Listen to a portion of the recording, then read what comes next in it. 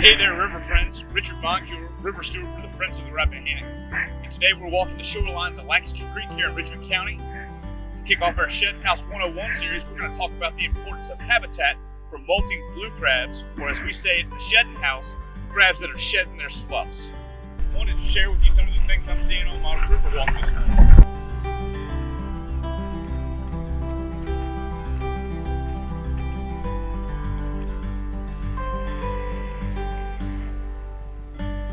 These sloughs are often mistaken as dead crabs strewn across the shoreline, when in fact that's not the case at all.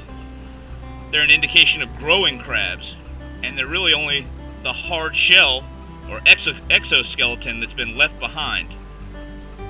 And there we can see there's really no crab left inside. So this is not a crab at all, just the shell.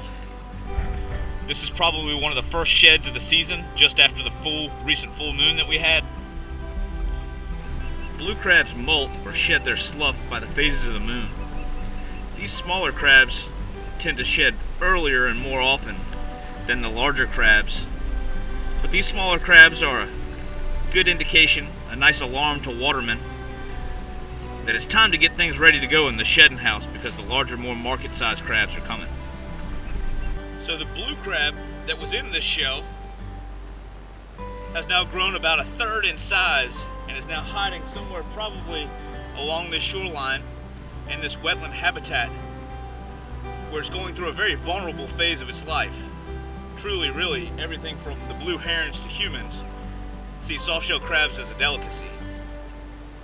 And so they need this fringe marsh here as protection during that vulnerable stage.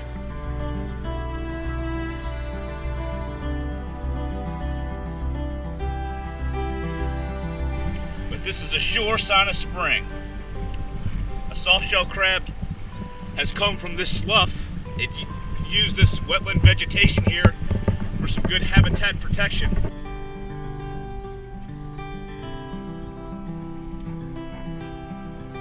For more information about how you can create habitat like this for shedding blue crabs on your property, visit www.riverfriends.org. Check out our Living Shorelines website. Thanks for joining us today for Shedding House 101, and keep an eye on us on Facebook while we get things cranking in the Shedding House.